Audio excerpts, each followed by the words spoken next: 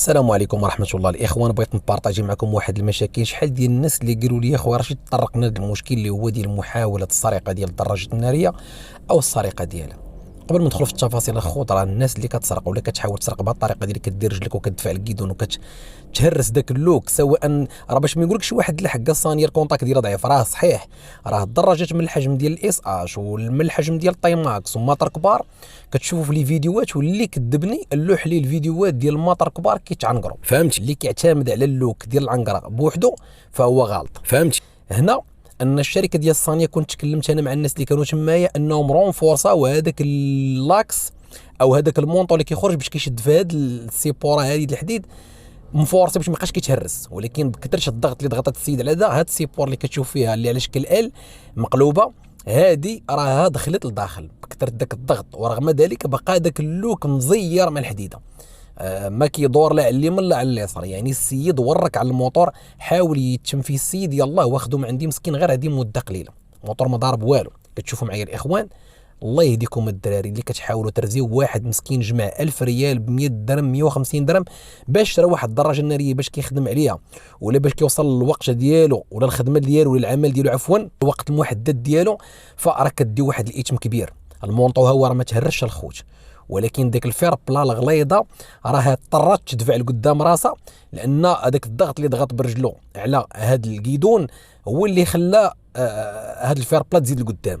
وموتور كيما كان النوع ديالو، هاد المجرمين راه هما قادرين انهم الا كنتي كدير اللوك بوحدو انه يطردك، فهمت؟ خصوصا الناس مساكين اللي كيبيتوا المطر ديالهم عند العساسه، وتحيه للعساسه اللي كيعسوا ديال بصح ودايرين مالينوات وداك الشيء، ولا عزاء لهذوك اللي 12 لوحده الليل كيجبد عليه الناس. ما قادرش اخويا يتعسى على رزق عباد الله ما تعش، فهمت؟ واحد مسكين تيخلصك ب 60 درهم 70 درهم تيحيدها من المصروف ديالو تيخلصك، انت خصك تكون اهل لهذه المساله هذه. السيد جا عندي مسكين انه تستريسا، ما نقول لك وصل واحد الدرجه بقيت كنبرد، وقلت لي الحمد لله ما مشاش لك الموتور ديالك. انا قلت لها انت خويا قفل بحال هذا، وريتو شنو غادي يدير.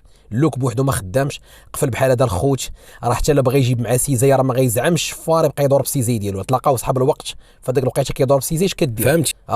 شنو كدير بهاد السيزي؟ غيديه هو السيزي ديالو، هذا راه مليح ما عندوش كيدير شي يقسمو. وحاجه اخرى الخوت، كاين اللوك ديسك، هذاك اللوك ديسك اخويا شريتي موتور ب 13000 ب 12000 ب 10000 ب 9000 غتخسر عليه جلوبالمون، تخسر لي واحد 300 درهم ولا 500 درهم كاع ديال السيكوريتي، فهمت؟ عندك هذا اللوك ديسك هذا هو راه كاين فيه لي مارك كيبدا من 120 درهم حتى ل 150 درهم بالحجر ديالو، فيه الالارم، فهمت؟ اونتي لوك، يعني تبارك الله هذا راه ضد السرقه وخدام مزيان.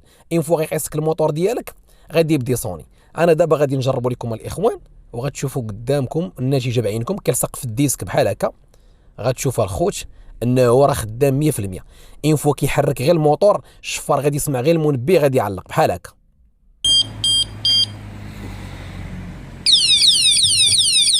كيف سمعتوا الاخوان ان اللوك ديسك هاي كتحرك الرويضه، كتشوف شي حاجه كيبدا يصوني الخوت. وهذه واحد الحاجه اللي هي مزيانه، ما تبخلش على موتورك بها. انا خويا ما كنقولكش نبيع لك ولا شري مني، كاين هذا السيستيم دالارم حتى هي ماركه مزيانه، كتجي فيها تيليكوموند، كدير منها مارش، كتلوكي منها كتحيد منها اللوك، كتجي مع واحد البورطابل قطعه على شكل بورطابل اللي زوين في هذه القطعه الاخوان. هي ديال لي فان، شركه لي فان شركه معروفه بالبياس ديالها. هذه ان فوا شي واحد تيقيسك الموتور ديالك كتفيبري بليس صونيط، يعني فيها فيبرور او صونيط، حتى لك شي ديرها في جيبك غتفيبري لك في جيبك وغتصوني، يعني كتنبه. كتخدم بحجره ديال التيليكوموند وكتضرب معك واحد المده طويله، كتخدم راك عارف التيليكوموند كدير فيها حجره شحال كتضرب لك. كذلك هو مثال ما كتكونسوميش هذه الخوت.